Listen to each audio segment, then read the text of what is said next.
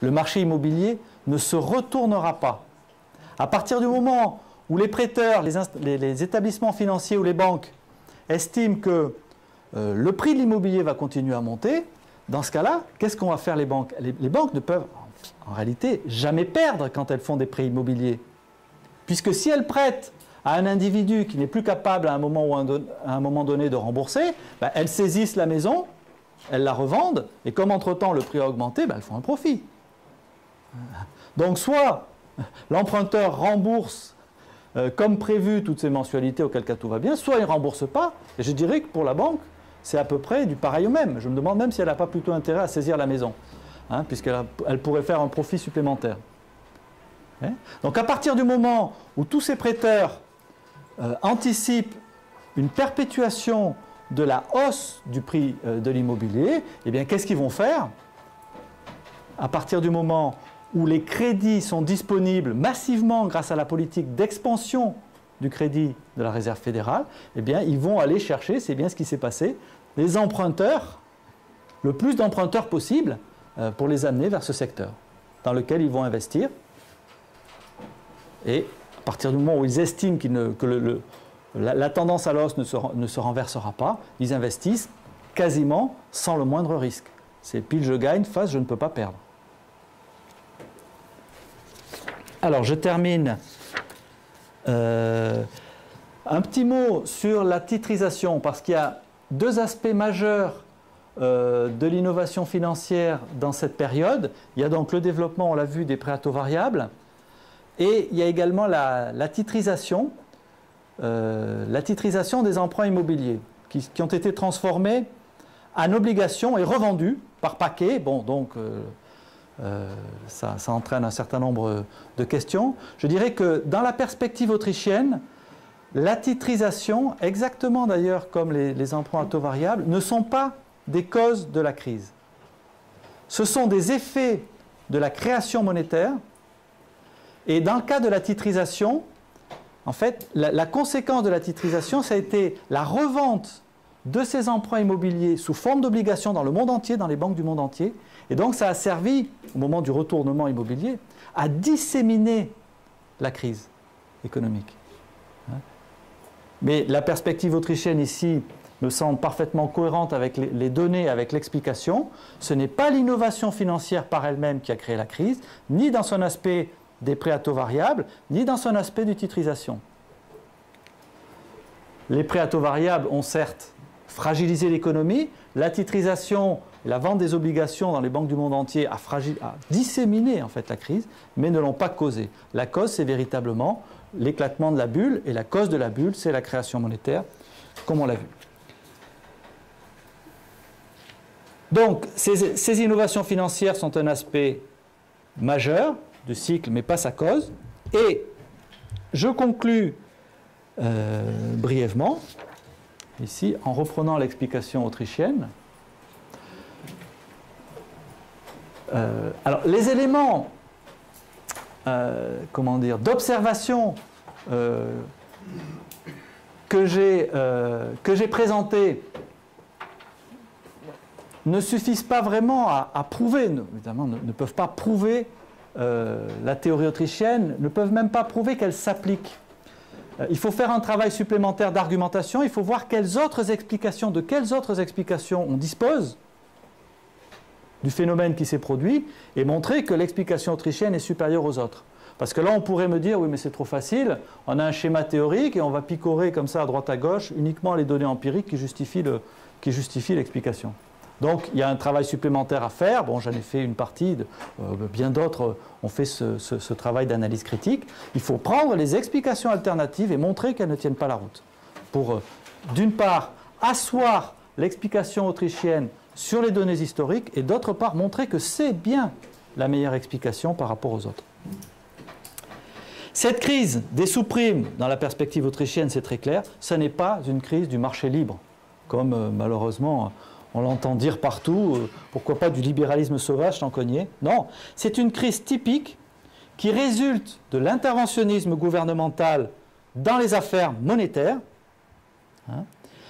La monnaie scripturale d'État est une interférence méconnue du grand public, mais extrêmement profonde dans le fonctionnement de l'économie de marché. Et la crise actuelle est considérée, dans le paradigme autrichien, comme une conséquence malheureuse, mais probablement inévitable, de cette intervention primordiale de l'État dans le marché. Voilà, merci de votre attention. La banque centrale américaine a fait cette politique pour répondre à une première crise de la bulle Internet. Je souhaitais savoir si les mêmes causes avaient produit les mêmes effets pour cette même crise donc de la bulle Internet qui a éclaté en 2001. C'est une bonne question. Et, alors, il faudrait reprendre les données. D'après ce que j'ai lu, effectivement, il y a eu aussi des expansions monétaires, une expansion monétaire qui a précédé la bulle Internet.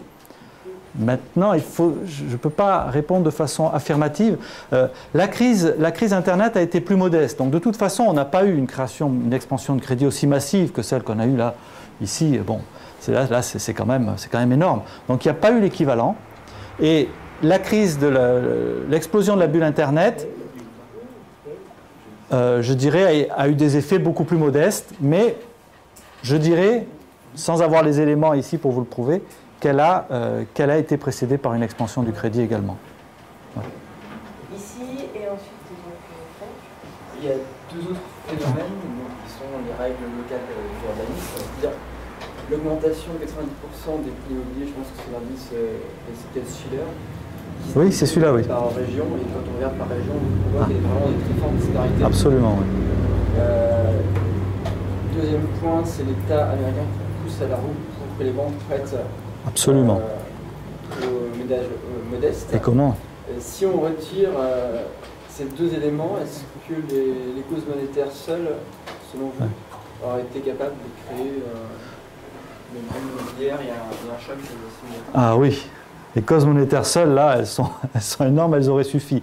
Mais effectivement, j'ai analysé en détail, j'ai lu les textes réglementaires de la Réserve fédérale pour obliger les banques à prêter à des emprunteurs risqués. Mais c'est ahurissant. La Réserve fédérale a tissé une véritable toile d'araignée sur le système bancaire américain. Quand on parle de libéralisme, je rigole, quoi, je me bidonne même à la limite. Parce qu'ils notent les banques en fonction de... Ils donnent une note, A, B, C, D, E, je crois qu'il y a 4 ou 5 notes. Et si les notes sont mauvaises, ils interdisent aux banques de bénéficier d'un certain nombre de réglementations qui les avantagent. Et parmi les contraintes du système bancaire, il y a justement l'aide, ce qu'ils appellent l'aide aux communautés. Donc les ménages modestes, enfin le message de la Réserve fédérale, mais c'est presque explicitement ça, vous vous débrouillez comme vous voulez, vous les banques, vous débrouillez, hein. Soyez inventifs, créatifs, mais le mot est employé, hein. J'ai les citations exactes, je n'ai pas parlé parce qu'il n'y en avait pas le temps, mais soyez créatifs, quel est le terme qu'ils emploient? Ici, j'ai une section sur la politique du crédit et du logement. J'aime autant vous dire que c'est... bon, je vais pas le retrouver. Voilà, c'est ça. L'utilisation de techniques innovatives et flexibles. Oui. Vous débrouillez, soyez innovants, soyez flexibles. Bon, bien sûr que normalement, vous prêteriez jamais à ce ménage ou dans cette... Mais là, soyez innovatifs, soyez flexibles et allez-y. Sinon, vous aurez une mauvaise note et vous n'aurez pas accès à une réglementation qui vous favorise et qui vous permet d'accroître les profits. C'est ahurissant. Mais même en l'absence de ça, je crois que là, il y aurait une bulle. Alors, peut-être pas dans l'immobilier. Peut-être mieux répartie dans, si on peut dire, ça a sûrement encouragé l'injection des fonds créés vers l'immobilier. Je pense que ça a eu un effet pour canaliser les fonds dans cette direction. Le schéma que vous avez développé à la crise actuelle d'une façon ou d'une autre? Non. Non, la crise de l'euro, je crois que c'est une crise assez différente, une crise d'endettement. Oui, mais qui est aussi une crise de crise monétaire. Alors, L'endettement est lié au système de réserve fonctionnaire et je ne vois pas de différence majeure. Une bulle dans l'État. Comment? Une bulle dans les programmes étatiques. Ouais. Il n'y a pas encore de crise de l'euro? Il n'y a pas encore de crise de l'euro? Dans le sens qu'il n'y a pas d'effondrement de la monnaie. Non, non. Un effondrement hyperinflation. Non, mais il voulait dire une crise On lit l'euro au titre de dette est mise en euros, mais c'est pas tout à fait la même chose. Hein. Donc nous sommes rassurés, il n'y a pas de crise de l'euro. Pas encore. Ah, pas encore, ah quand même, il y a un petit doute. Eric Oui, j'ai une petite question. On analyse ce boom par une création monétaire très importante, etc. Mais est-ce qu'il y a une analyse sur le fait que passer de 6% à 2% correspond à des profits sur les marchés obligataires absolument colossaux qui pourraient également perturber les facteurs décisionnels des banques? On met tellement d'argent que peut-être aussi ça va les engager à elles-mêmes à prendre des... Est-ce que la Banque centrale manipule également ce genre d'anticipation des banques? C'est-à-dire qu'elle manipule ses propres banques en leur faisant gagner des sommes absolument phénoménales sur les marchés obligataires? Ça, je ne suis pas vraiment capable de répondre. Mais donc effectivement, la baisse des taux leur fait gagner. Ben oui, oui, bien sûr. Ben oui, c'est la connivence, hein, je pense, entre la Réserve fédérale et le système bancaire. Mais je n'ai pas de détails sur les profits. C'est l'indicateur de la création monétaire des banques, en fait. Parce qu'on accroît et leur réserve à travers les profits et les capacités Ah oui, monétaires qu'elles peuvent avoir. Ça serait très intéressant, effectivement, d'avoir les profits des banques, puisque l'école autrichienne est quand même l'une des seules, du point de vue théorique, à expliquer que ces phénomènes d'expansion du crédit entraînent des redistributions vers le système bancaire. Et ça serait très intéressant d'avoir des données un petit peu plus tangibles sur l'évolution des profits pendant cette période. Ça serait très intéressant. Ouais. Pour quelle raison, d'après vous, il n'y a pas eu encore de bulle immobilière en France, et notamment à Paris? D'après, une fois de plus, la théorie que vous avez exposée, quel facteur ferait que ça n'arrive pas en fait? À Paris, je ne suis pas sûr qu'il n'y ait pas de bulle. Hein. La banque va éclater, d'après vous. Mais je dirais que ça dépend des pays. L'expansion du crédit, elle ne va pas forcément être canalisée vers le secteur immobilier, elle peut être canalisée vers d'autres secteurs.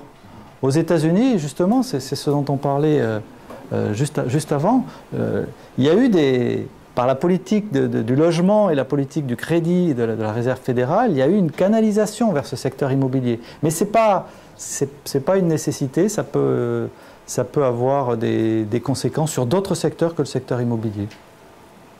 C'est comme ça que je l'explique.